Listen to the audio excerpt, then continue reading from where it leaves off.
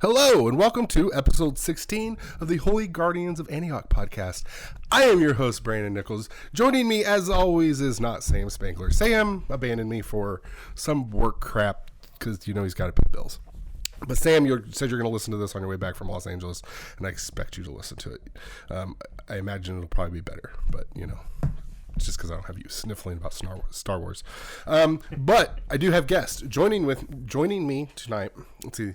Guys, you'll get used to this. I'll stumble over my words a lot. Joining me tonight, this afternoon, are two good friends of mine, my Destiny running mates.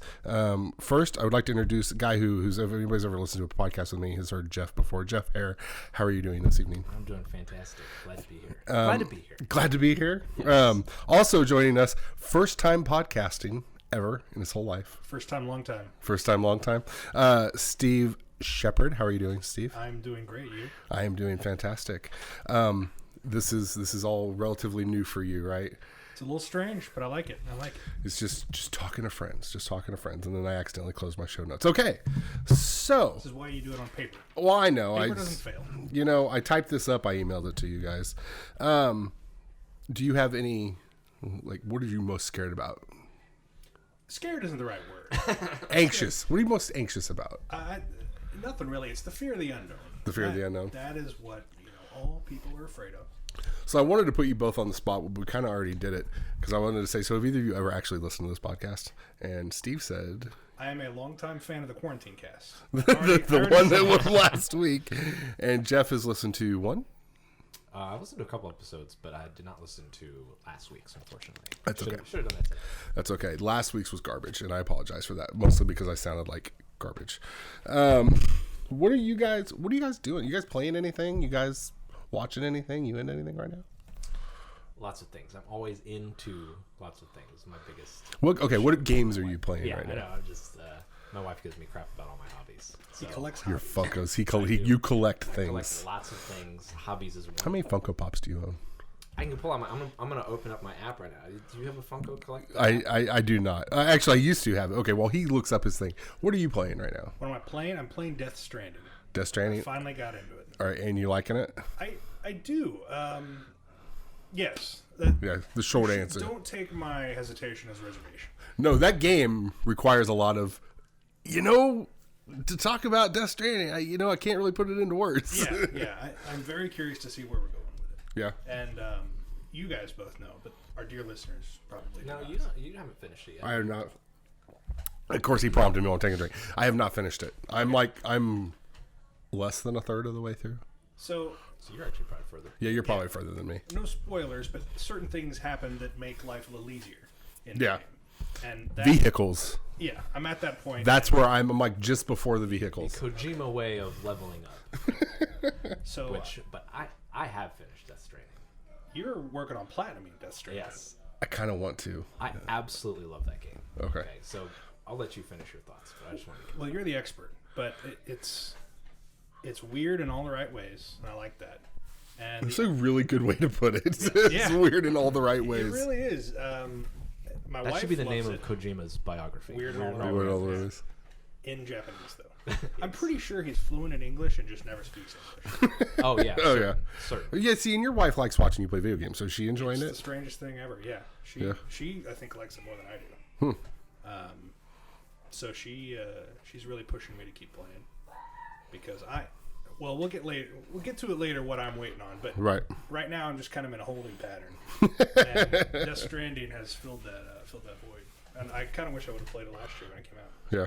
So what I did was I rented it on Redbox, and I played it kind of nonstop for 3 days, and then I was like, I gotta take this back, and then it was literally right as I was getting the batteries or whatever to have vehicles, and then I looked up and saw how much you can do with vehicles and watched some streams, and I was like, God damn it, I was getting ready to get really active. So Jeff, what are you playing? Well. Funko Pop question. Wait, we'll go back to Funko Pop. 389. Jesus Christ. Okay. So, yeah. Do you have boxes for all of them? No. I'm an OOB collector, as they say, out of the box. Out of the box collector. There's a few that I've kept, like for some of the ones that I know are like either really rare or I know will be really rare. I have a couple that I haven't touched. But the majority of them are out of the box. And my wife was gracious enough. We bought a shelf from IKEA. We put it, so I have all of them that are at home. She let you bring them home? Yes. So I have the one shelf. They can't go anywhere besides that, but that's where they go. And then I have a ton at work, and I have boxes with drawers full of them at work. So then we've actually, because for those, obviously most listeners probably don't know, Steve and I work together. We literally sit right next to each other. So we have themes sometimes. We try to have themes. It's not easy all the time, but we'll have themes. Like, so in December, the new Star Wars movie came out, so we had all our Star Wars pops out in our desk, etc. Nice. So, did you just look up how many you have? I did. How many do you curious. have? 187. I don't even have close to 100. So, so what do you? Zero. Sorry to interrupt. I had 0 when I first met these two. Right. Yeah. It is definitely mine and Jeff's fault. More Jeff's, but Yes. mine and Jeff's fault that you got into Funkos. So what are you playing right now? well, the big one is Death Stranding. So. Because you're trying to platinum this. Yes. Excellent content here. I've got like I'm like 61 hours in, so I'm probably another 25-ish hours away from platinuming it, I would say. So, like, it's kind of this weird journey with Death Stranding, which just like the game itself. But when it first heard about it, it was like, I think we were all a little excited because Kojima, big game, first came out on his own. Yeah, no doubt. And so I had it pre-ordered on Amazon. Didn't you both have it pre-ordered? Yeah. The collector's edition. I love collecting steelbooks, believe it or not. So I had the steelbook one pre-ordered. And, we all believe it. And then I saw some gameplay and I was like, ooh, I don't know about this. So I dropped the pre-order. And then after it came out, I started watching some videos, watching some streams. I was like, you know what? Now that I see a little bit more how it all fits together, it could be interesting, but I still don't know if I want to take the plunge. So I asked for it for Christmas. I thought maybe that would be, it's a good way if I get it for a gift. I don't have to feel bad if I don't end up liking it. Right. Because I didn't spend my money. But so I played it, and I was just like, oh my god, I can't stop playing this game. I'm absolutely enthralled. And then I liked it so much, I was like, well, now this could be one of my favorite games of all time if it keeps going like this. So I want a steelbook of it. So I actually went, I rebought it. I bought the steelbook of it, and I sold the other copy to Steve. That's how he's playing. Nice. So it wasn't on my list until later in the year. I just kept raving. Forced my hand. And that game to me is like moments of pure utter adrenaline and intensity to detoxing until the next part. Yeah. That's how I've explained it to everybody. Like, what I would do is I would do the calm, relaxing, huge amount of like intense, holy crap, I hope I don't die. Yeah. And then I'd have to turn it off for like 10 minutes. Like, okay, now I'll go back to playing it again. Yeah. Well, there was one day when I came to work and I was like, I was like, you want to talk Bloodborne? You want to talk Dark Souls? Whatever. I just had one of the most intense gaming moments of my entire life last night. And it's a moment that neither of you have been through yet in the game. But yes, it's it's a different kind of intensity. It's not just like that, like Bloodborne is my favorite game of all time, but that it's very, very standard intensity. Boss fights, big bosses coming at you, health bars, that kind of thing. But Death Stranding is a whole different kind of intensity that you have. It's really interesting. So I don't want to derail anything here. No, we do this a lot on this podcast. Go right ahead. I'm curious, without spoilers, naturally, what is going to be the hardest trophy to get to platinum? So if possible. Does this game have a difficulty trophy? Sort of. So like there's one trophy where it's like right now you do an order. If you get if you don't have enough damage, if you have very little damage or no damage, you get where it says awesome S ranking. Oh right. For your delivery. Well, if you up the difficulty to hard ranking, and then you at a certain point you unlock premium deliveries. Right. I know he had done it, but I wasn't sure if you had gotten it out yet. But so then you can choose to make every delivery a premium delivery, and the deliveries are broken up into 4 different categories: time focused, condition focused, quantity focused, and then miscellaneous. And so you have to have if you meet the requirements of the premium delivery and do like 75% better than those requirements, then you get a Legend of Legends ranking. Oh, okay. And so one of the trophies is you have to get 20 Legend of Legend rankings for deliveries in each of those categories. Gotcha. So essentially 80 of Legend of Legends. And those, so it's technically possible to get Legend of Legends in the normal difficulty ranking, but it's much harder. So they recommend, videos and stuff I watched that recommended just putting it up to high or to hard and then doing it from there. So I'm in hard difficulty now, but there's no I'm in the end game, so none of the standard, the boss encounters or any of that are all gone, so that it's not going to affect any of that stuff. Cool. Yeah, I'm looking forward to it. I'm not really playing anything at the moment. Dave just bought Control because he's been wanting to play it forever, and I just have never had the desire to want to play it. Like, I've watched gameplay, and I've just been like, eh. You need to fix that ASAP. Well, I did. I just downloaded. So you gotta play it. I know. He's been trying to get me on that. And I'm probably going to play it eventually. He's going to let me borrow it at some point. I literally have had it downloaded for 2 days, and I've been working. So it's just, I will try it. But when we're going to get into that a little bit later, there's nothing out that I need a single player experience horribly for me to be. This is what I've been alternating between. I've been playing Skyrim every once in a while. I've been playing a lot of Madden. Mostly because of the hype of the Chiefs. Yeah. Shit, I want to go play some Madden. I can recreate this with Mahomes. Side note, if I may, and saying Madden made me think of this. Did you do the PlayStation thing where you got to see what your most played games were? I did last year. What was yours? I don't remember now. Because I think yours was Madden, wasn't it? Madden, yeah. That's why. Apparently, I'm a sports gaming guy. That's mine was it was a first-person shooter. That's all I remember because I got the Call of Duty, right? No, because I don't play Call of Duty I play Call of Duty on the Xbox. I don't remember what it was, but I said I was a marksman or whatever the thing was. I'll have to look that up. Be a good topic. Yeah, there you go. Anyways, so Madden. Guess what mine was? Street Fighter. Yeah. Too easy. Yeah, so easy. Do you think they're going to announce? We'll get to that here in a minute. Sorry. Anyways, Madden, a little bit of Skyrim. I've been playing a lot of GTA Online. I don't know. Really? It was this weird thing for me where I never actually got into GTA Online. Yeah. And then I got bored one day. It was like, sure. You know what it was? Game Pass. It was free on Game Pass, and best deal in gaming. It really is. And even though I owned it on the PlayStation, I just didn't have it downloaded. And I was like, I should download this. And me and my we get together and play. We haven't done it in a while. We need to fix that, which we just did with Division 2, with $3 Division 2. There we go. We're gonna make this happen. I've got a couple guys. I was like, guys, buy this. We need to do this. It's $3. You'll enjoy it. But I've played Siege with them, and we were wow, my brain just shut off. This happens all the time. GTA Online. Oh, that was the things hey, let's try doing GTA Online. And we tried it once and none of them want to do it again. Yeah, and then MLB because I'm jonesing for baseball. Those are the three things I just keep swapping. Which it is. Really excited. And outside of Death Stranding, so a few months ago, Steve and I had both seen Ford vs. Ferrari. Oh, jeez. Did you like it? I still need to see it. So we both bought the steelbook. Sam and I we were going to try to do it before the Oscars, but we didn't get to it.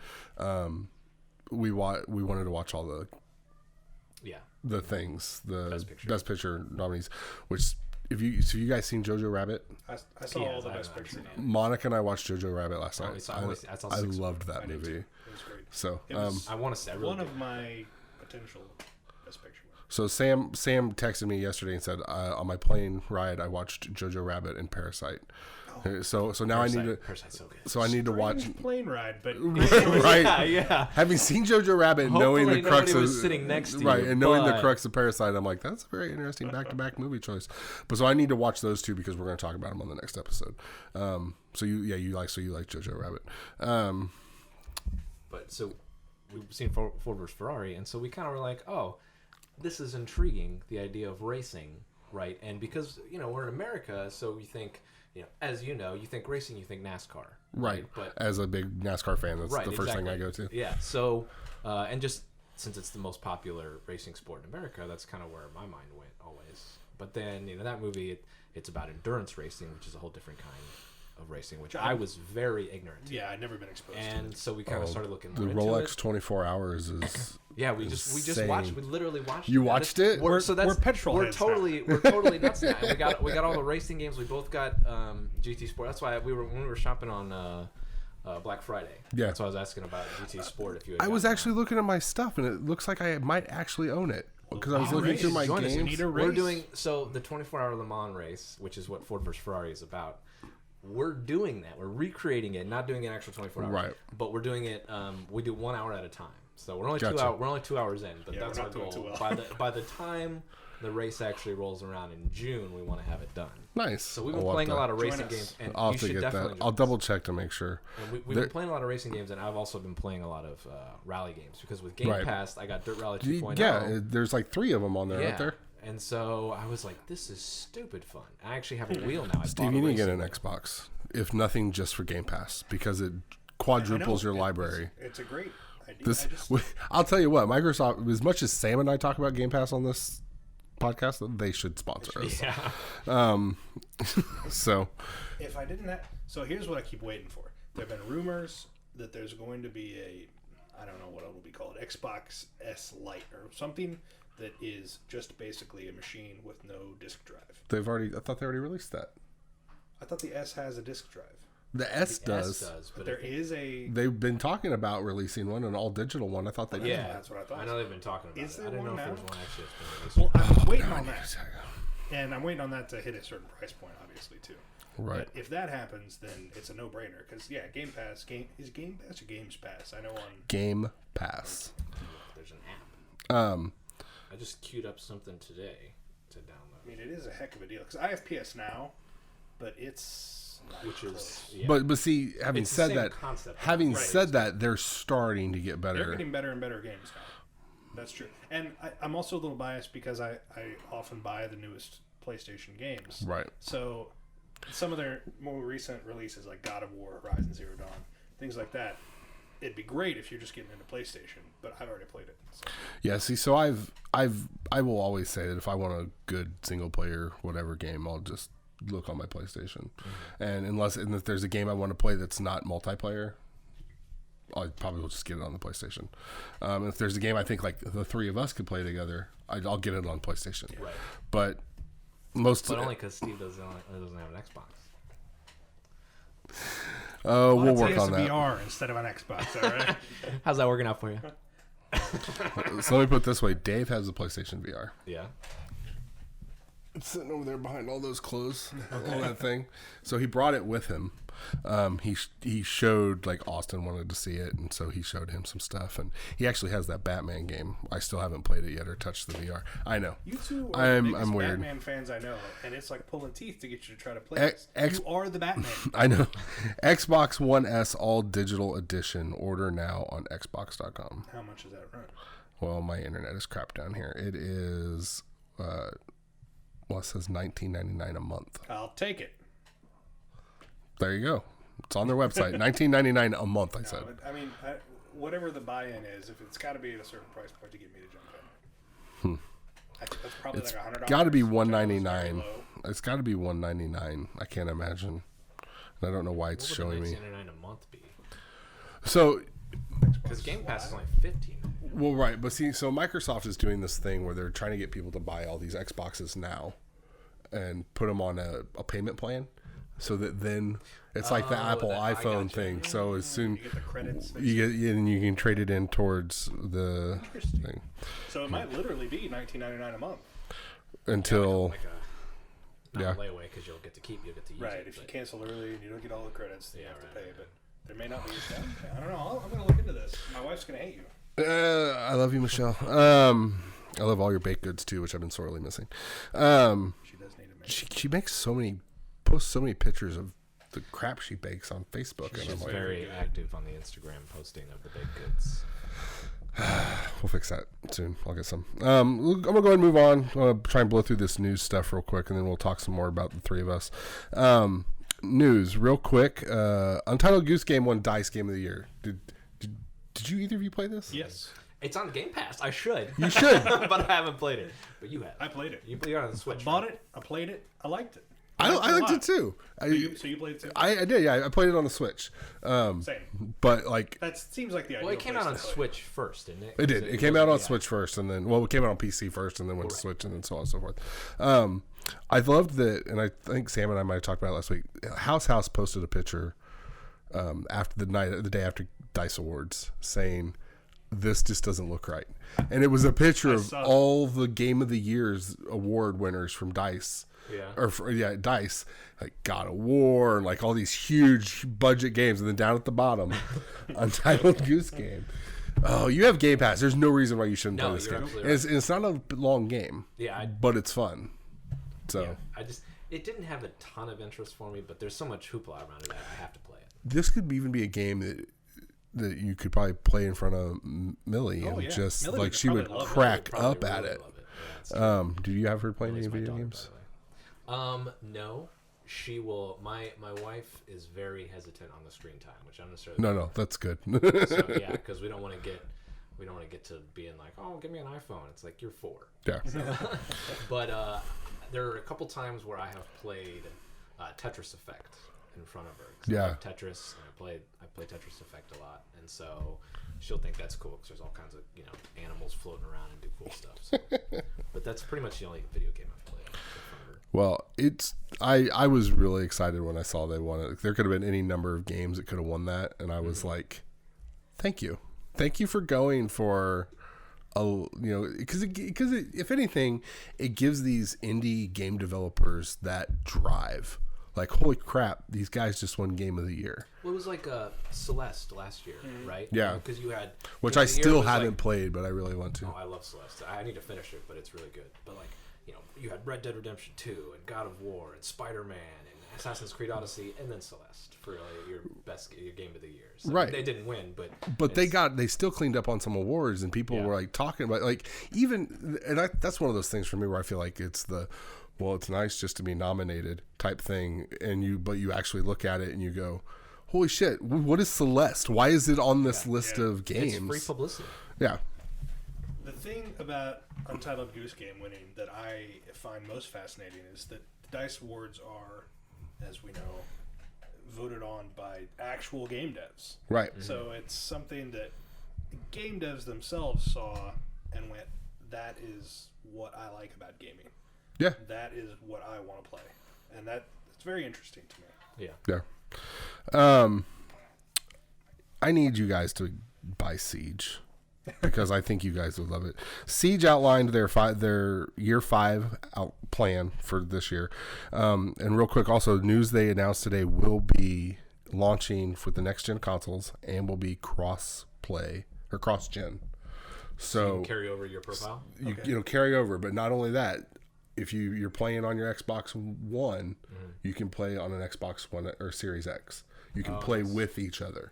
Oh, so cool. So which I think is great because whenever I upgrade to the next system, I'm probably not going to want to buy it, like buy the game again. Right.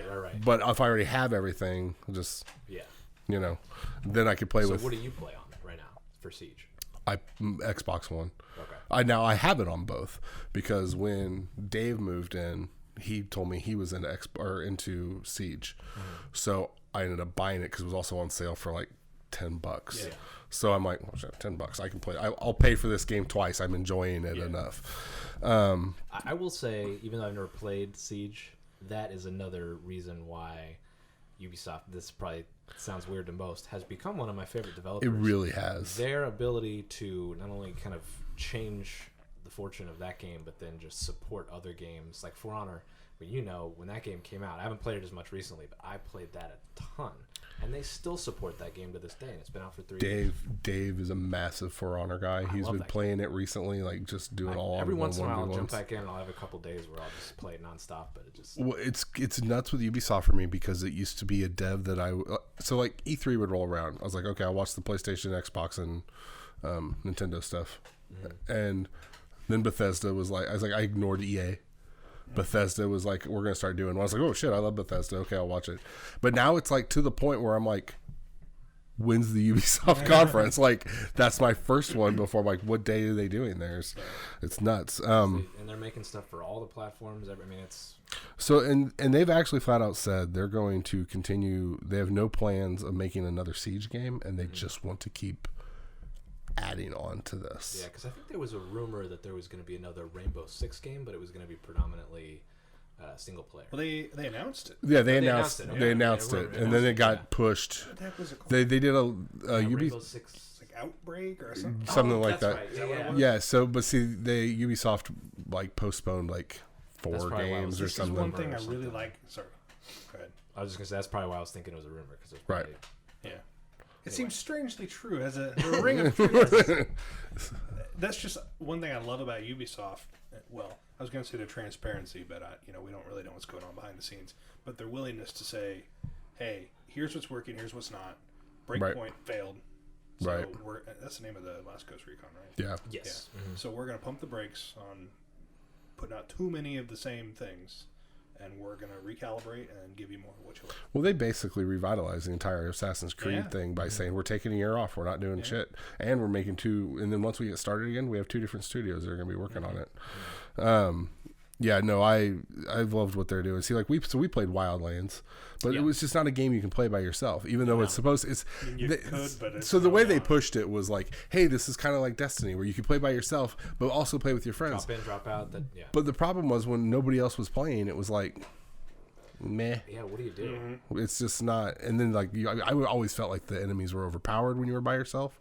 I'm like, I'm getting swarmed. I don't know what to do here. That core game loop just wasn't enough of a hook. Right. Because we would have a blast, and I'd come upstairs after playing, and my wife would be like, "What the hell are you laughing about so much?" Because we would just be doing stupid shit all the time. Which is crazy because they also make the Division, and I think Division does everything. If they can incorporate more of the way the Division plays into Wildlands. And I actually liked I love cover shooters because I'm a big Gears of War fan, but with Wildlands, like I really liked the Ghost Recon third person, but then when you ADS going into first person, I really liked that dynamic because I had never played a Ghost Recon game before that one. I'm not sure if they've always done it that way, but I know you didn't like it, but I liked it all right. It just wasn't quite what I wanted. The last Ghost Recons I played before that were on PC way back when. So I don't know what kind of the Ghost Recon. I'm doing my fingers. Yeah. What the Ghost Recon genre really was before Wildlands. I don't remember. I never played them. Because the closest thing we could come to was that it felt a lot like Far Cry. Because when you and I played Far Cry together, right, it would feel stories like of you guys playing Far Cry were similar. It's true. All right, so next week, Sam and I, because Sam is the one I play a lot of Siege with. I'm curious what you have to say about it, because if it does drop again, I'm willing to try it. I feel like at this point that we're so far in that I don't know. So the deluxe edition gives you all the year 1 operators. Yeah, but it doesn't give me all the year 1 experience. Yeah, I don't know what I'm doing.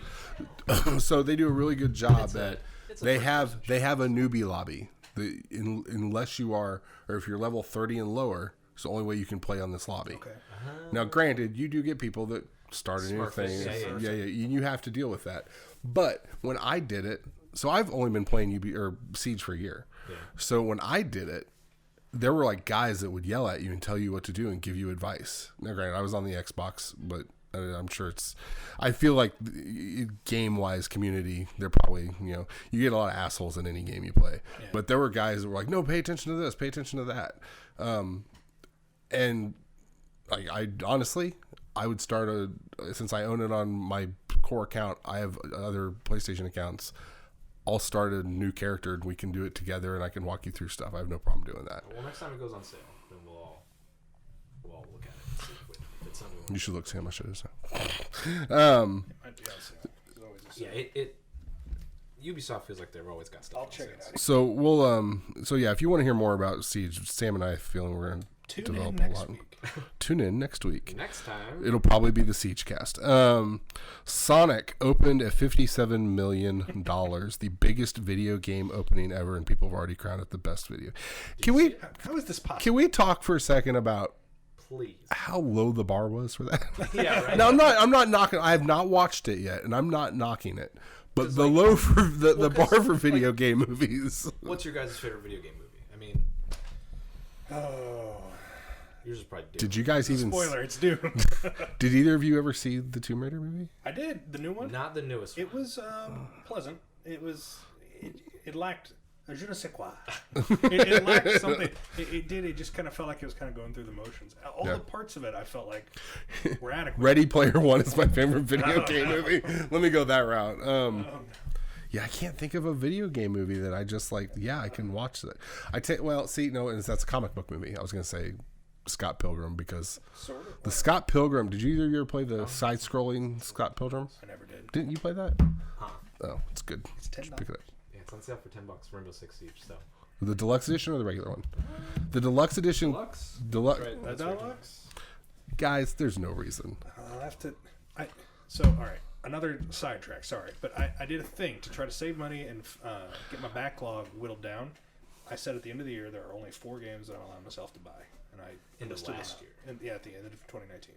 And so far, I've stuck to my guns because my backlog, my personal backlog, is like 58 games, and the one that I play with my wife is like 57 games. So I'm trying to whittle it down. But if we will agree to play it, then I'll make an exception, like I did for the Division 2. I'll play it. Let me know when you guys want to play Division 2. I've already started. I come here and I want. Have you? I created my character. I did the first mission. Okay. Once you get past the first mission, you have to make it to the White House. Yeah. After it's like I'm in the next mission. Okay, so after that, we can actually play together. You can't play with anybody until after the White House. So That's good to know. So start it and get to the White House, Steve, and then we'll go from there. Because it's like literally the exact same beginning as this It division. really is. And having said all that, Brent, Justin, Zach, start the game, play to the White House, let me know when you're ready, and I'll jump in. I will make new characters so that we're all equally leveled, because I'm pretty high leveled on Division 2. I like the game. It feels a bit snappier than the first one. It does. And I really liked it from what I played. But it was just funny to me because it was, the first you had to go to like Madison Square Garden in the first one and rescue the one person. And they're like, oh, they can't die. You have to rescue them. And it's almost the exact same script. They're like, oh, you got to go to this place. And it's just kind of... It's not horrible. It's just like, okay, so you're kind of keeping a good, solid base formula. Yeah. But they're very clearly not into making it a big story. No. Big, but the game hey, my son is we were home. talking about the Division, not the Sonic movie. Birds of Prey, second week, 17.7. They've gotten up to domestically 61 million. 61 million. Worldwide, they are at 83 million. Their grand total is at 142 million. Their budget, their production was 88 million. So they've made their money back. And it's honestly, most critics are positive on it, and they really like the movie. I enjoyed the movie. I want to see it again. I haven't seen it, but I do want to see it. I highly recommend it. Like, it's one of those, if you like comic book movies at all, or and you have any fan of, or anything towards Harley or DC Comics, it is a popcorn flick, as I called Ready Player One earlier, times 10. And what I said, you didn't listen to last week's episode, but what I said last week was, if you take out any movie before or after Superman, like comic book movie, no Batman 89, no MCU, no anything. And the only movies that ever existed comic book were the 2 Superman movies and like the Batman 89. And today they was like, you know what? Let's get into comic book movies. Let's make this movie about Harley Quinn. You would watch this movie and go, yeah, I imagine that's what a movie based off a comic book is about. And it worked, and it was really good. It had a lot of fun moments. Well, I love Huntress, and I like Mary Elizabeth Winstead ever since Scott Pilgrim. Yes. So I like everything about it, and I want it just. Right. I have a 4-year-old, so getting time to go see it. Right. Especially when it's a movie my wife doesn't want to see. Right. Do you have any desire to see that, Steve? I didn't, but to be honest, your enthusiasm has me willing to go see it. I have AMC A-list. Okay. Spoiler, or not spoiler. Ad read. So I'm gonna go see it now. So I will say this. I have issues with the movie. There are choices they made, especially towards the end of the movie, that I do not agree with. Okay. But What? it's a fun ride and it works really good. And I'd like to see how they for me, they leave it open for a lot of things they can do with it, with the properties of each character. So that was my question. You don't agree with it necessarily because you don't like how it took the character, or it didn't work as a movie. It sounds like no, not as a movie. The choices they made with characters. Okay. That's which is, I think any comic book fan has. Well, I don't like the choice they made with. And see, I don't have any exposure. Yeah, so you could give a shit less. And speaking of characters, since I know you're a Harley Quinn fan, I've been meaning to ask you: did you ever watch the animated series? I pointed to my phone. I have not watched it yet, but it's one of the few things on the anime we just haven't had time to watch it yet. I just started watching, and I've got about 3 episodes in. It's actually quite enjoyable. I have one friend. It's R-rated. Yes, I have one friend that said it is the most hilarious thing she's ever watched. I was taken aback because I knew it was like R-rated or mature rated, but I was still not expecting the level of violence and vulgarity. Right, and I will say I don't know if this is indicative of how it's perceived. I'm going to say this back to back. I have one friend, and she thinks it's the most hilarious and awesome comic book cartoon she's ever watched. I have another friend, he thinks it's garbage. Now, I don't know if there's correlations between the male-female dynamic to that. I do know one of the guys really like hardcore about everything. Just like the lighting and that was wrong, and Harley doesn't talk with that voice. And I will tell you one of the things I geeked out about in Birds of Prey is, and I'm sure you've seen the trailers for Birds of Prey, was the roller derby scene. There's a quick little roller derby scene with Harley and her going around, and I was just like, as a comic who I liked that comic run of Harley, I was like, and it looked good too. It didn't look like garbage, and I was like, so. But yeah, it's actually quite fun. There's a really good voice cast in the animated one. So Kaylee Cuoco. Yeah, I don't know how to say her name. Then I was concerned about her Harley. She does.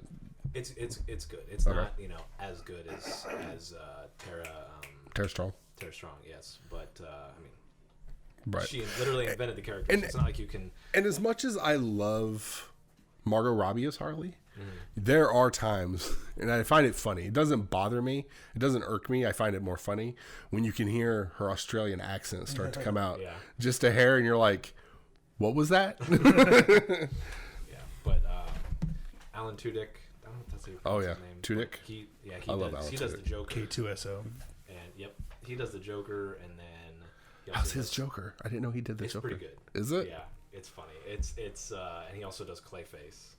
And then Lake Bell does Poison Ivy. JB Smoove is in it. It's awesome. Oh, really? Yeah, wait, who does JB Smoove? He plays Poison Ivy's plant, Frank.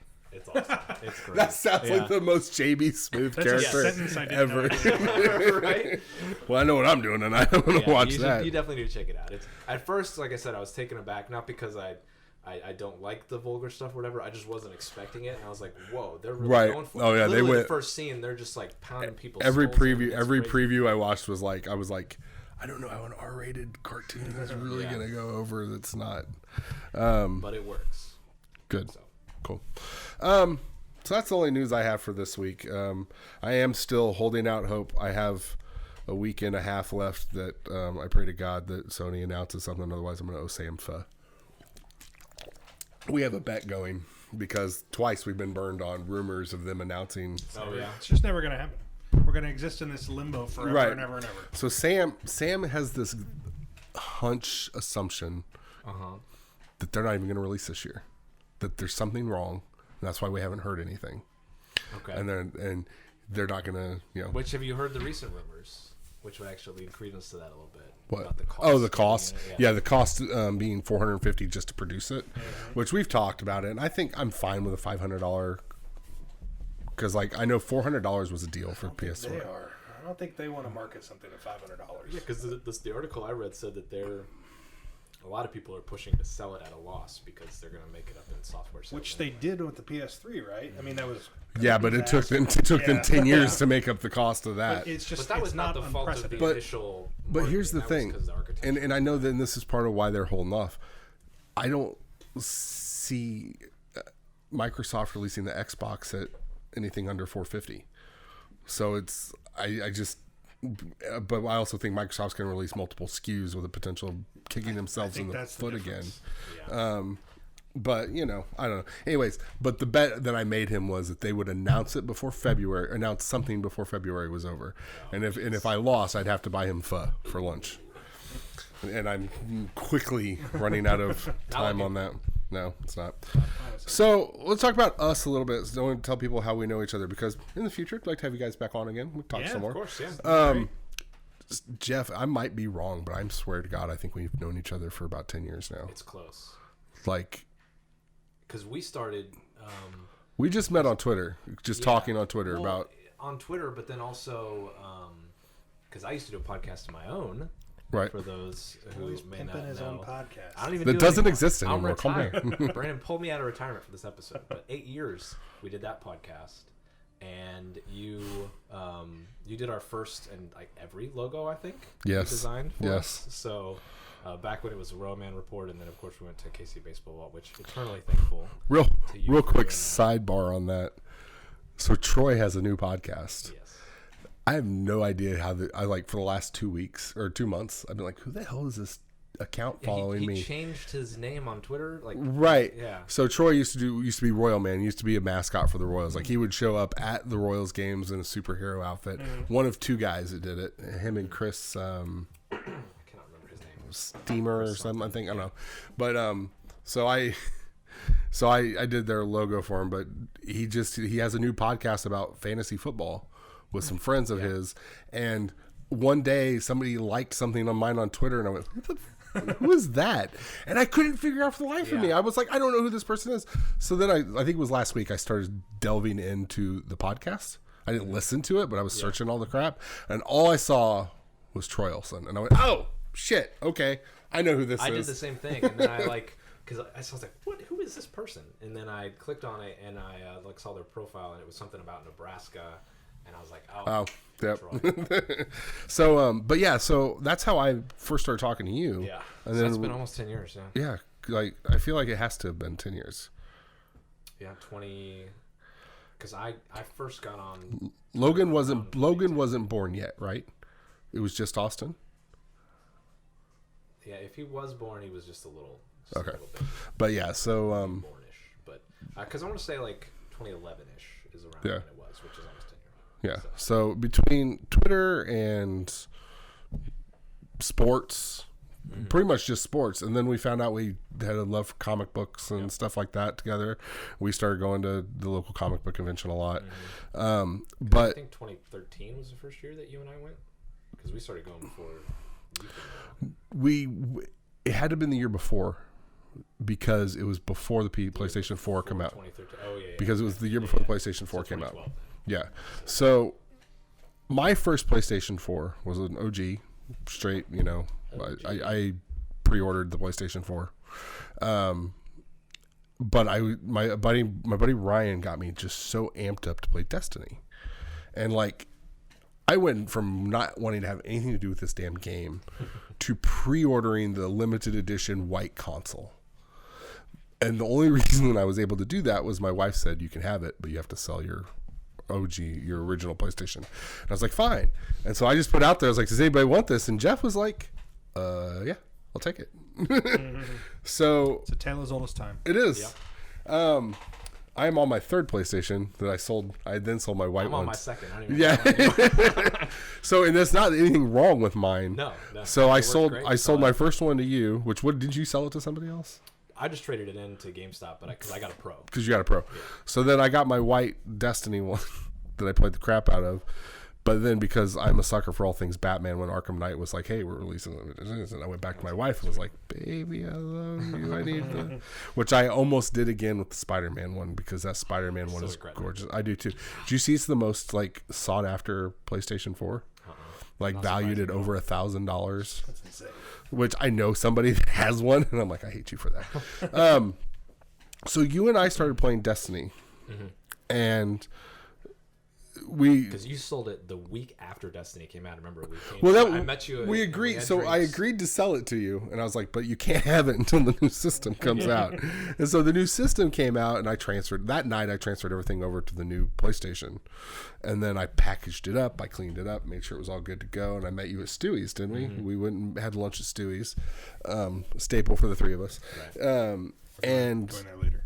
Yes. Oh, is that where we're going? We're going to Yes. Stewie's? Okay, Need some cheese balls. Sorry. then on task. On the way home, I picked up Destiny at the store. Yes. Did you really? You would actually. Did we play the beta? Or Yeah, no.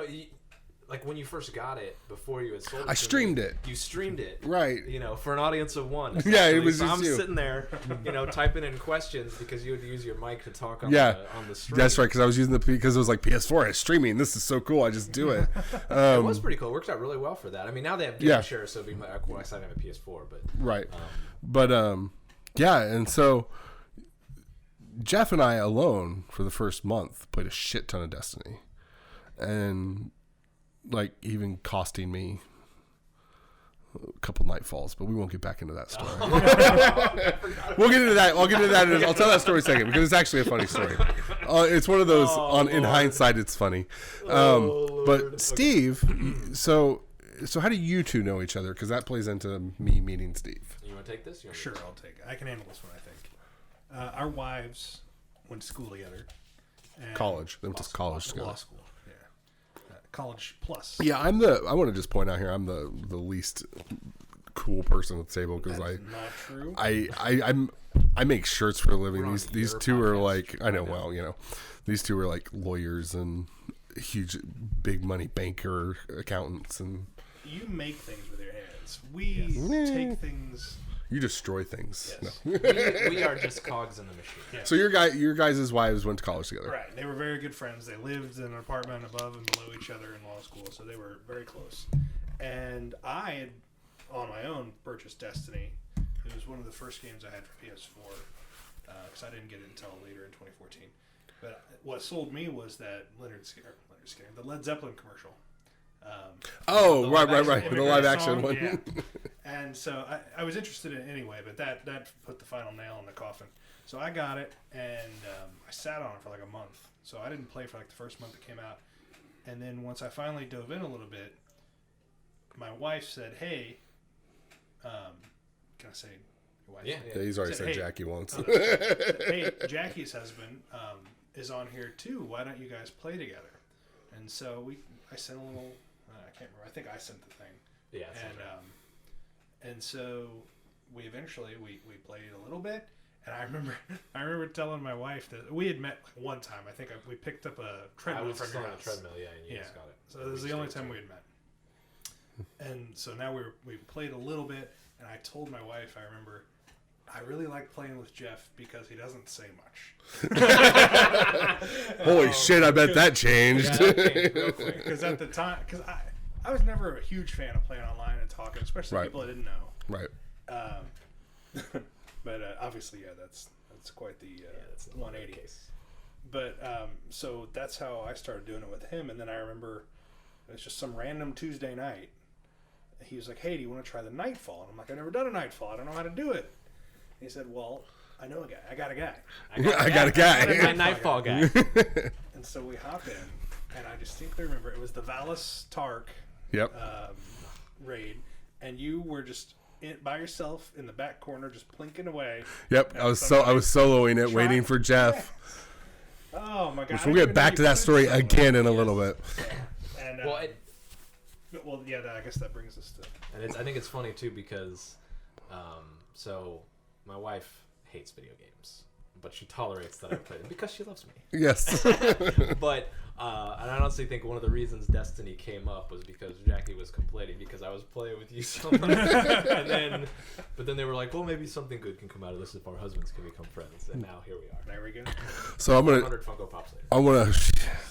I'm gonna get into this story real quick. So I started soloing Destiny 1 Nightfalls. I would watch videos of how to do it because I wanted the challenge, and I got to where I did it. The Valis one was like the one was my king one that I wanted to do by myself.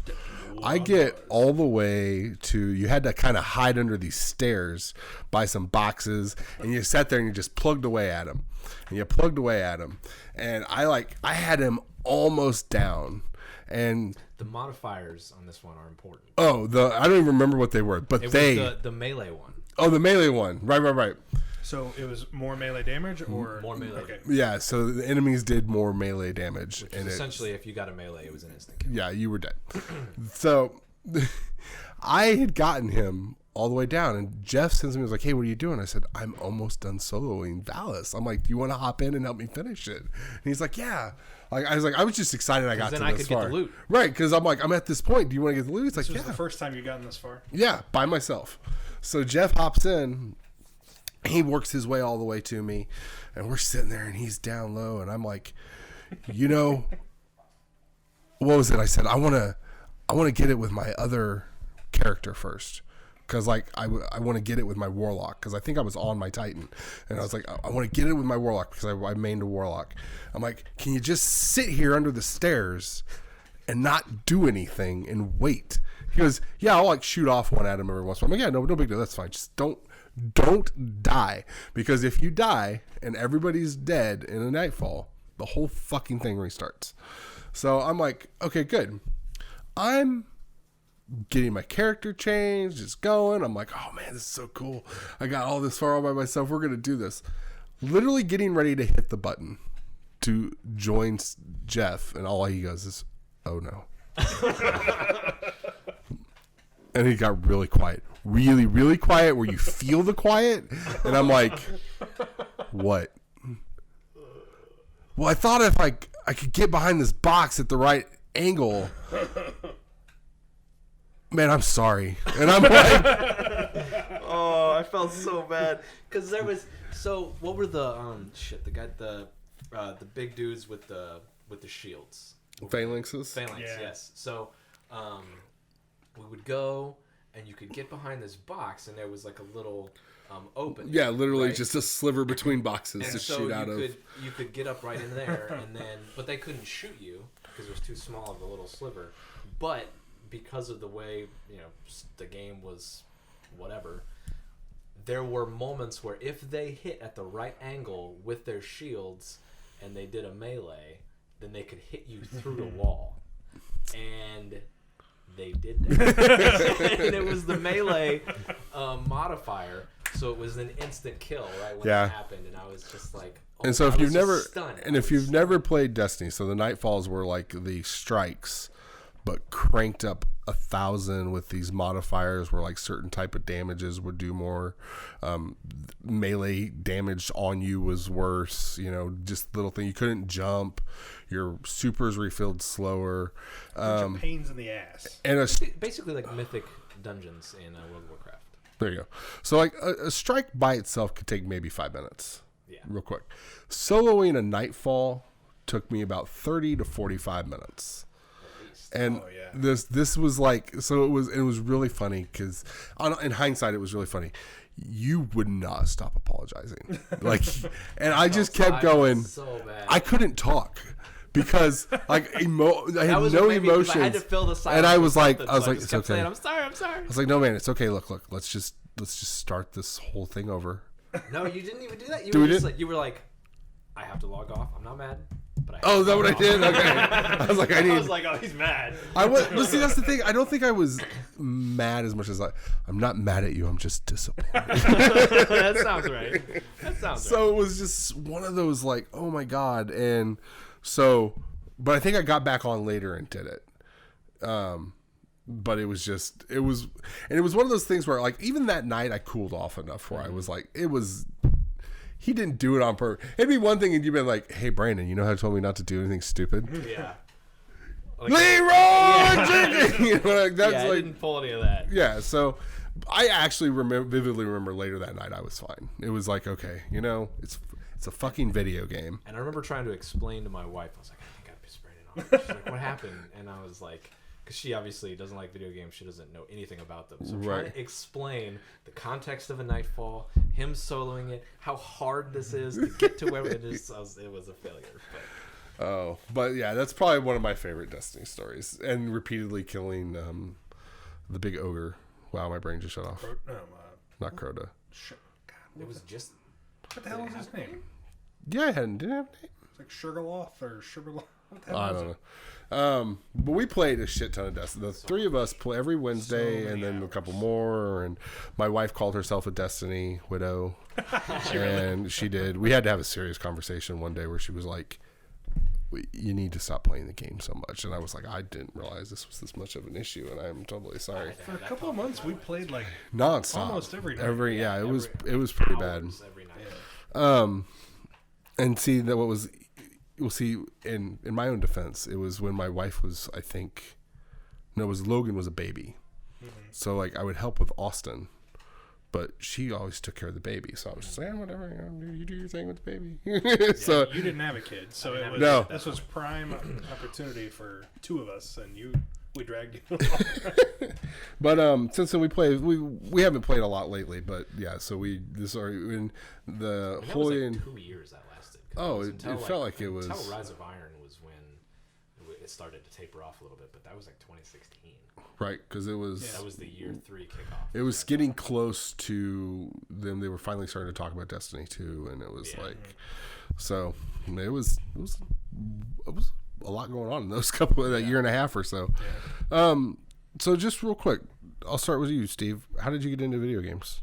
So you said you bought a PS4, and that was your first game you bought? Had you always had a console? No, it wasn't the first game, but it was one of them. Well, okay. So was the PlayStation 4 like your first big? No, God, as long as I can remember, I've been playing them. I had a regular Nintendo when I was a kid, and then I had a Super Nintendo, and then but the first one I really, really, really remember being excited about was Nintendo 64. Yeah. I remember vividly having a dream about the Nintendo 64 because I wanted it so badly, and I got that. I can't remember if I saved up pennies or if it was Christmas or something, but that system I probably logged more hours on that than anything. Yeah. Between GoldenEye and I played a lot of the wrestling games. Revenge. Dude, the wrestling games on Nintendo 64. There was something about the wrestling games on Nintendo 64 that were so much fun. Yeah, WCW NWO Revenge is the best game. I don't. It is. And looking back at them now, like I've watched gameplay footage, I'm like, this is like garbage. It's trash, like, right? why was this so good? Well, of course, I also remember WWE Raw at the time because they actually had like you had the blocky pixelated characters and Stone Cold and stuff, but on the Titantron, they had the actual video rolling of their Titantron entrances, and I was like, that's so How did cool. they do this? So what was your big gaming game or big game you remember from your childhood that you just was probably your one go to? Childhood. I mentioned GoldenEye. I mean, I feel like everybody our age played GoldenEye, right? That was kind of your intro to first-person shooters if you didn't play on the PC. And that game is terrible now. It is horrible. Did you see the conversation with Carrington on Twitter? He was going on about, just so people are aware, like if you tell me right now that Mario Kart 64 is better than Mario Kart 8, you have that's a horrible take. Yeah. It's like, and just so you know, GoldenEye doesn't hold up either. And people started attacking him, and I'm like, guys, he's right. Carrington is right. I don't know what your problem is. Were like, I'm not quite as certain on the Mario Kart, but yeah, GoldenEye, I'm 100% with you. I still have a 64. Every now and then I'll pop it in. Yeah. I mean, there's a whole bunch. We could sit here for hours. But that I played the Marios on Nintendo. I remember more on Super Nintendo than Nintendo because I was born in '86, so I was more of a Super Nintendo guy. I don't have I remember playing some of the Zeldas, but I don't have the affinity for them. Like, he remembers the name of every single one, and I guess I am a sports guy, aren't I? Because I remember playing Madden on Nintendo 64 as well. Was that on Nintendo 64? There was one, towards the end. They didn't even have licensing for Nintendo, right? That was like the first Madden that was on 64. They didn't have the NFL licensing for Nintendo, and so it was just fake teams. Just fake teams. Little Tecmo. Still Madden. My first football game I ever got addicted to was on the Super Nintendo, and it was play action football. because they had the quarterback club, because it had the QB, the drills they do at the Pro Bowl. Oh yeah. It had those in them, and I loved it. And then I always played the same. It was a Tecmo situation. They had a play action fake in that game that you could just bomb down the field and get a touchdown every time. Yeah. Jeff, how did you get into gaming? How I got into it, I'm not sure, because it's as long as I can remember. It was the same kind of deal where, I remember playing the OG Mario on the Nintendo. I remember playing Maze Craze on the Atari 2600. Wow. I love that game. I love the Atari 2600. The Atari games we had. I wish I could find it, because we had the ET for Atari, and that game is worth like an absurd it is. So, my mom keeps everything. I'm sure it's somewhere, but so I've always been in that, and then the kind of Super Nintendo was when it really became like a thing for me. I had my own. I had it in my room. I had my TV. Same. And I was really into JRPGs at that time. So Final Fantasy VI was the big one, and then Secret of Mana, and then Zelda: Link to the Past it's one of my all-time favorite games. And I remember because like my friends and I, we used to compete, because at the end of the game, after you beat it, it would have a number next to your save file where it would tell you how many lives you lost and how many times you died throughout the game. And so we would compete, which is essentially proto speedrunning, I guess, where you would whoever had the least amount of times dying through the game, and I think one time I did it, my best was like 3 times I died or something. Damn, that's pretty good. I played that game a lot. And then my mom still talks about it to this day. I got a PlayStation for Christmas the year it came out in 96. And, or was that 95? I'm not sure. I think it was 95 when that came out, actually. But, but she still talks about it, the reaction, because I guess I didn't think I was going to get it, and then my parents did, they pulled the old surprise type of thing, and then I opened it, and I just was, going nuts. I probably would have been one of those videos they show now on TV. But, and so then, Final Fantasy VII came, because I had played Final Fantasy VI on that, and Final Fantasy VII it's still one of my favorite games of all time. I bought it again for the Switch. I've been replaying it. I just love that game so much. So those were kind of the real big impactful games. I played a lot of the PS2 era was when I really got into sports games, and it was really NCAA football was huge. Oh God! Oh yeah, NCAA football. 2003 was the biggest. I don't know how many hours I logged in that game. The last one on PS2 was my favorite one, and oddly enough, also the last Madden on PS2. Was that 08? I think it was. It was the Madden was the one where you could adjust the prices of corn dogs and the concessions and that stuff. And they had a radio station. Yeah. Talk radio. Yeah, and you could also build your own stadium and do the sideline stuff. It was. It had very deep stats too. I remember you could go in on the players and it would say it kind of has this now, but what round he was drafted in. It had that to the nth degree. That was my favorite iteration. I still remember players that I recruited in NCAA football in 2003. Yeah, I had Andre Baldwin, I remember. He won the Heisman 2 years in a row. He's famous. He's a good guy. But it was that's kind of my gaming history. Cool. What about you? I don't know if I've talked about it. So let's see. Atari was probably my first system that I ever played. Shitload of pole position, nonstop. I played Donkey Kong and pole position were the 2 games, and honestly Pong. I tell people all the time, what's one of your favorite games? Pong. They're and to kind of piggyback on that, I played a lot of Breakout. Yeah, with I had Breakout. With yeah, the circle control, dude, I don't know what the knob controls, whatever you call them. That was more not sleight of hand-eye coordination than just trying to get that than anything else. But I played a lot of that. But I never fell in love with video games until one day my uncle showed up. We just moved from one place to another in California, and my uncle showed up and goes, I have this shiny new Sega Genesis. And I was like, what the fuck is a Sega Genesis? And he was like, check this out. And it was the first game he loaded up was Ace Combat. And I was like, what is this? Yeah. And then he was like, check out Sonic. And I'm like, what is this? And then I was telling a buddy of mine, and he goes, well, I have a Nintendo. And I said, what's a Nintendo? And he shows me an NES, and I'm like playing Mario or Contra. And so my uncle was there with his Sega, and then he left with the Sega. So I didn't get to keep playing it. But my buddy, who lived literally around the corner, was like, I have these games. I've got these, so I played Mario on it. But Contra was like the game that pulled me into wanting to play more video games. I was like, holy crap. And it was like one of those, like every level I was like, if I died, I'm like, no, I can do better. Start the damn thing over again. Let's do this. And so then my parents kind of were like, well, you know, you have that Atari. They pulled that kind of out a little bit more, and I played that. But I'd always asked, I was like, I want a Sega. And for whatever reason, I guess, I don't know if it was too expensive or what. Or actually what I think happened was I kept asking for a Sega, and then Super Nintendo released. And they got me that. And that was a Christmas present. Actually, my Super Nintendo is how I found out Santa didn't exist.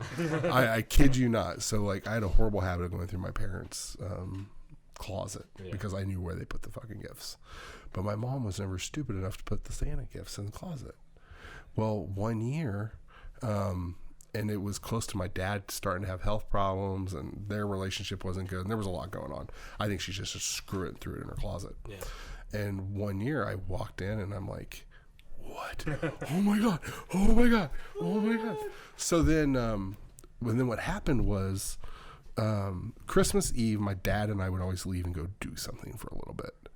And we'd come back. It was like our tradition. Mm-hmm. And I think looking back, I think he wasn't going to be spending the night in our house that night, but she was trying to like keep the whole thing going. Yeah. So he took me out. When we came back, she was like, Santa came early. And I was like, no shit. Like, this is like, oh my God. I'm like, I'm getting my Santa gifts before anybody. And there was only like 3 or 4, but I was like, I remember I just started grabbing gifts. And I was like, this is a big one Santa brought. I was like, yes. I opened it and I went, and my brain was like, click, click, click. Yeah. And I vividly remember my mom being like, do you not like it? And I'm like, no, I do. I'm just, what? I'm confused. And she's like, what? I'm like, nothing. And I brushed it off, and I just started thinking about it. And then I started thinking about it in the past. And I'm like, and I'm just looking at my parents from her going, it's a fucking lie. It's all a goddamn lie. The present of my childhood is dead. Right. So what was really funny was, it's funny to me now. I can say this, it's funny to me now as almost 38 years old. Not long after that, my dad got sick. He ended up dying within the year of that. And my whole life kind of like unraveled, and we ended up here, and I never got to fully process that very well, to where like I was sitting, like even that first Christmas when my dad was gone, we were here sitting on the Santa Claus lap at my grandma's on Christmas. My mom didn't even acknowledge it. She was like, I know you don't want to do this. Just go sit on this guy's lap so you can get your present. Like, she knew I knew at this point. She didn't care. And it was really good. Yeah. Looking back now, it's kind of funny because I remember sitting on that lap going, losers. Goddamn phony. You think this is all real? It's just so phony. Cool. So last thing I want to talk about with you guys was what games you were excited about. Steve obviously misunderstood what I said. I did. Jeff did not. But I still want to talk about it because there's a lot of games that I think we're all looking forward to this year. I can still comply with the request. No, you can. I went over and beyond. I'm going to get mine out of the way first because, like I said, we're going to talk real quick about what games we're excited about this year. Mostly because I want to get your guys' take. Everybody knows I'm psyched for Cyberpunk. I just give it to me already. I've already got the spot in my vein for you to put the needle. Just go ahead and do it. I'm also super excited for the new Ori game, which comes out in a matter of weeks. Yeah, it's March, isn't it? 20-something. And if you have Game Pass, it's free. Which blows my freaking mind. You never finished the first one? Oh, it's Jeff. I'll tell you what. If Ori was on the PlayStation, I would do everything in my power to platinum that damn game. So I don't know what my problem is. I don't have the desire to get achievements. Yeah, the gamer score is not nearly as appealing as the. I mean, it's the trophy it's probably because it's literally a trophy. Right, it's a little, a little fake trophy.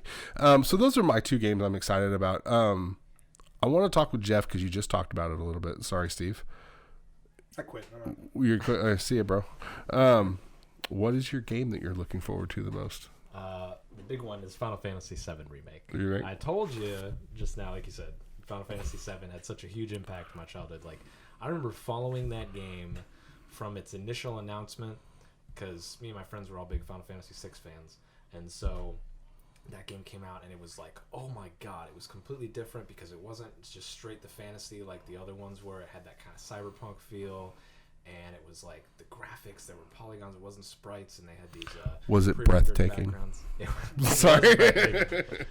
But we were just going nuts, and then I had a subscrition to EGM, Electronic Gaming Monthly. I don't know if you guys shout out to EGM. I love that magazine. Game Pro was mine. they had articles about it periodically, and I would just eat it up. And then I remember like in the very back of the magazine, they would always have like the foreign games, like for people that had foreign PlayStations. Right. Had that you could the Famicom or whatever. Yeah.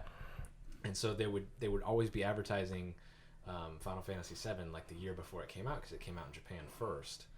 And then when it came out in '97, I dragged my mom to the store to get it after school, and I bought it. I cannot remember that. I know it was at the mall somewhere, but I can't remember what the exact store was that I bought it. But I got a free T-shirt with it. Nice. Okay. You saw the T-shirt. Still have it. Yes. It's in my drawer, and I'm gonna wear it again on Will it fit March 3rd. Does it fit you? Oh yeah. Well, it was like an XL. Oh, okay. And I was like, oh right, because back then they're probably like, here, kid, take your. Yeah, little 5th grade Jeff or whatever. Well, let me say it. That's about right. But so I'm gonna wear it again on March 3rd when it comes out. I already have it pre-ordered. And everything. I'm so excited. Are you worried about being disappointed in it?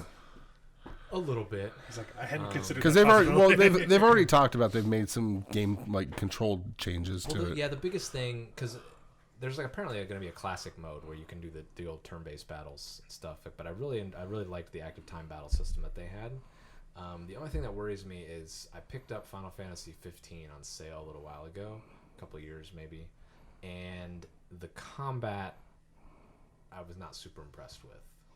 And I think they're going more that angle. So I'm glad they're trying something different, but it looks like they've refined the Final Fantasy 15 approach, because the game wasn't received super well. So I think they realized, okay, we need to fix this up.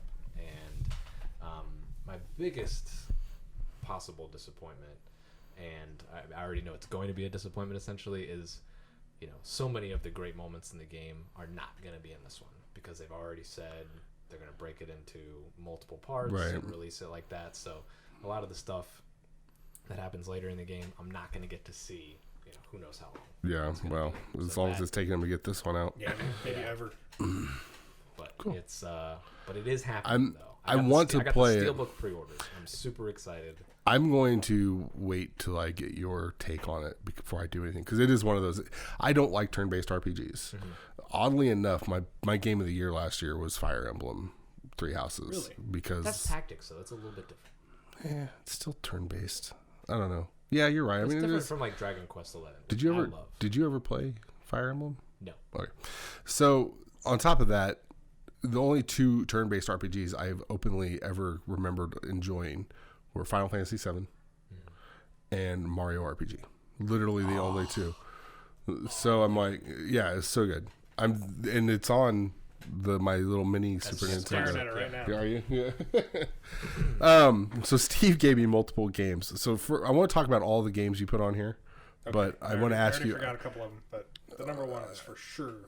I figured the one on top was your one. Steve, what game are you looking forward to the most? It's Doom Eternal. It's Doom Eternal. You platinum Doom, and I am like, when I saw you did that, I was like, God bless you, sir. I could. Because doesn't that have a difficulty based? It does not. Oh, it does not. Okay, technically there's yeah. Right. There's one difficulty trophy, but you only have to finish the first level on the super hard. I think it's Ultra Nightmare, and you can cheese it, which I did, and I'm not ashamed to say that. You're not ashamed, because I just want that goddamn platinum. But so I'm by no means an expert on Doom. There are guys that play the whole game on Ultra Nightmare and stuff. I'm not that good, but it just it literally taps into your id. Yeah. It's funny how that works, right? My spirit animal is a Destiny Titan with 2 shotguns, as you guys know. Yes. And my play style is charge in, blast things, punch things. Ask questions later. Exactly. And so Doom. Did you ever play Duke Nukem?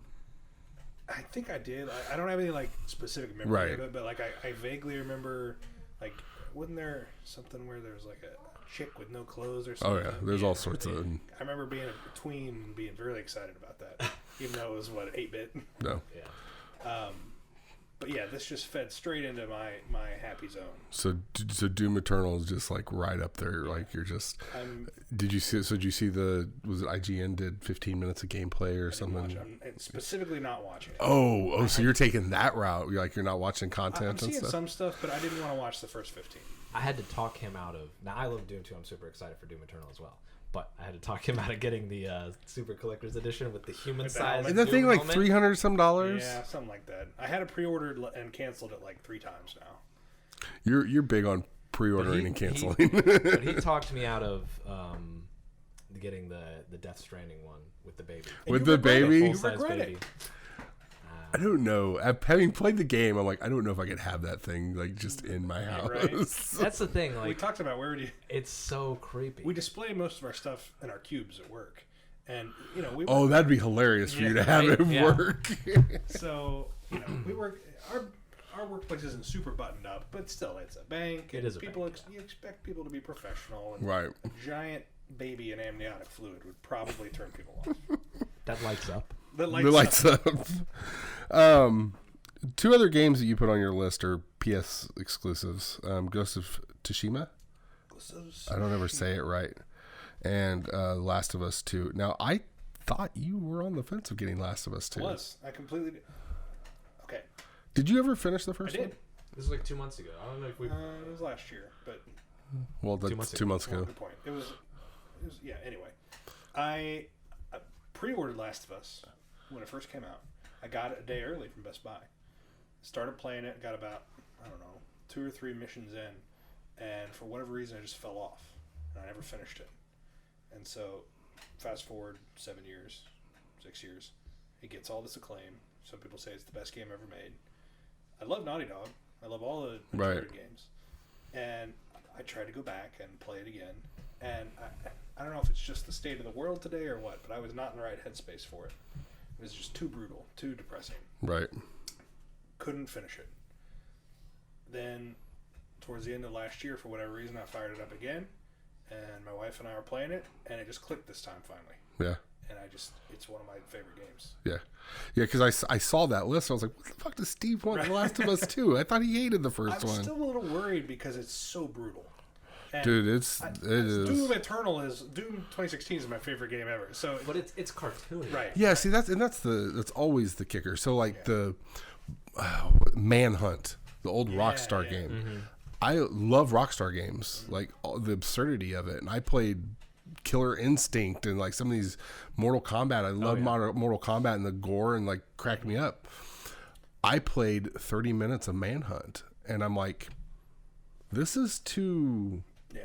Like you're walking up, you walked up behind a guy and suffocated him, and I'm like, why? Yeah. What's the point? I can't do this. This is not a fantasy I want to live out. No, it's not. I'm not one of those that people. Is video games ultimately, right? Right. We want to put pause on reality for a little bit. Yeah. And here, specifically, it was I think E3 2 years ago, the trailer that they showed. Mm-hmm. Oh yeah. And when they were in like that little chapel or whatever. Yeah. Yeah, and I was just like, God damn, the world is so messed up. I don't know if I want to Right. leave the world to go to this. But now that I've finished it and seen Ellie and Joel's story, So it's more about the story. You want to know where the story is at than anything else. Now He's been trying to get me to play it ever since because you let me borrow that. That was the first. yeah, I still have it upstairs. I think. Yeah, and I played. Well, it it was and free didn't click, but on that was- PlayStation Plus this last year. Well, it didn't click for me because that was like the height of The Walking Dead and all that stuff. Right. And I was just like Burnt out on the zombie stuff, so I didn't I didn't play. But then, yeah, when you had finished it, and that month that you had finished it, I was like, dude, you gotta give it a shot. And so I looked it up, and I was like, oh, I didn't even know it's free this month. Yeah. On this, so I picked it up, and I started it, and I was liking it more, but then I got distracted by Death Stranding. Yeah. So I played. Dave and I sat Austin down, and I let him play the opening of The Last of Us. I was like, and he's like, and he's like getting his head wrapped around the controls, and he's like, okay. He gets all the way to the end, and it does the cut to the next, and he was just stone faced, like, that's brutal. What just? Because I think that that was as far as I got the first time I played it years ago, and I was This just is a like, different oh type my of god, game. Yeah. And I didn't even, I didn't have kids at the time. No, But where are you on the Ghost of Tsushima, Jeff? Because I thought we talked about it, and you were just like, man, it's. I'm not really That was interested. the same? I'm not really interested. Because outside of Final Fantasy VII, Doom Eternal is a big one, and then Didn't you like Neo or whatever it is? I did not like Neo. You did not. I'm thinking of. I like I'm thinking of Sekiro. Nier. Oh, Nier. Yes. Love Nier. Did you like Sekiro? Yes. That's something I do have on my PlayStation that I could play. I really want to play. But my problem is, doesn't mean I'm in the mood for a Bloodborne, Yeah. Well, yeah. Because Sekiro, you can't. Are you were you saying play together? No, just to play. Oh, dude. Okay. Like I told you, I've been wanting like, a single player experience. That's a whole different commitment than just a single player game. It really is. It's like frustration. Did you pre-order the limited edition version of Ghosts? No, I haven't gotten quite that far. It wasn't really on my radar, but I recently, there's no way to say this without sounding like a weirdo. I recently have become enamored with Japan. No, I totally get it. Which had never really been on my radar either. But we watched actually a show on Amazon about a guy that goes to visit Japan. It was really funny, interesting. And I was like, oh, this is something I kind of like. And then it just kind of clicked again. So now I'm looking forward to that. And it's Sucker Punch. Right. I mean, everything they've made that I could think of, I'd love. And that's why I'm looking forward to it the most, is because it's Sucker Punch. What are the odds? Sorry, what are the odds that any of the games that we talked about are actually going to release on time? Well, Final Fantasy VII has already been delayed. I think I said March earlier. April 10th is when Every Final single one of Fantasy these VII. we've talked about has been delayed. Yeah. So that will. I think The Last of Us 2 is finally set. You think? I don't think they're going to move that one again. Yeah. Also, from this table, how crazy is it that all these games that we're excited about, none of us have mentioned Marvel's Avengers? Because I am nowhere near excited for that. That's what I'm saying. That's what I'm saying. Yeah. That is crazy. 'Cause Like They changed. I haven't even canceled a pre-order. I just never pre-ordered. They changed Thor's model, and yeah, he looks a little better, but it still looks like garbage. I can't. I just don't. It doesn't look very good. A superhero game in the Destiny mold. Superhero Here- games. Go ahead. Especially where you can't customize your own avatar, right? Like that's. So Arkham and Spider-Man have ruined superhero games. Like there's the quality just by watching it. Yeah. It has to be like, if you open up and start playing a Arkham game, I'm like, whoa, that's cool looking. Like, what's going on? That's Batman. It's real dark. It's got all the Spider-Man game. First clip they showed of Spider-Man, I was like, So good. dude, I need this. This looks amazing. Yeah. Like, it plays a huge part, and I'm like, you're cashing in. That's what it feels like. It really feels like a You cash won't be in. late too. Yeah, and those two you could tell with Rocksteady and Insomniac, like they understood the characters and they made their own kind of versions of them. Yeah. Right? Where this Marvel Avengers looks like we're just gonna remake the movie characters in this game, and then when people criticize them for it, they're oh shit, we gotta change some stuff. Yeah. But I mean, and like you have to wonder about Avengers fatigue in general, because like Marvel Ultimate Alliance last year, which I really liked, and I'd like to go. It's a game where you can kind of grind out and kind of play mindlessly. I'd like to go back in and play more, but I keep thinking like, man, it's just that same Infinity Stone storyline again. Yeah. Like if they would have done a unique storyline, I might have been more. But like I played through it once and I'm like, I don't really need to play it again. Last thing you have on here, we'll to wrap this up. You have the Untitled AC game, Assassin's Creed game. I don't know what it's going to be, but I'm going to play it. It sounds like it's going to be a Viking game. It is. That's all the rumors, and I'm like, and you just got back into Assassin's Creed, didn't you, Joe? Odyssey was the first one I ever played. Oh, really? And I loved it, yeah. Okay, yeah, so Viking Assassin's Creed just screams everything I want in life. Yes. Other than, like, China and Japan era. Like, yeah, I was like, okay. Yeah. Now, I am concerned because they make it sound like they're really going hardcore in on the RPG aspect of the weapons degrading and having to be replaced and that kind of stuff. And I'm like, Ooh, I hadn't heard that.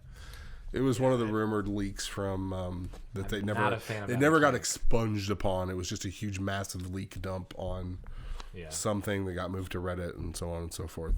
I am also looking forward to, like, haven't been as excited about Assassin's Creed games since I don't know, Black Flag. I love Black Flag, and I've enjoyed everything since then.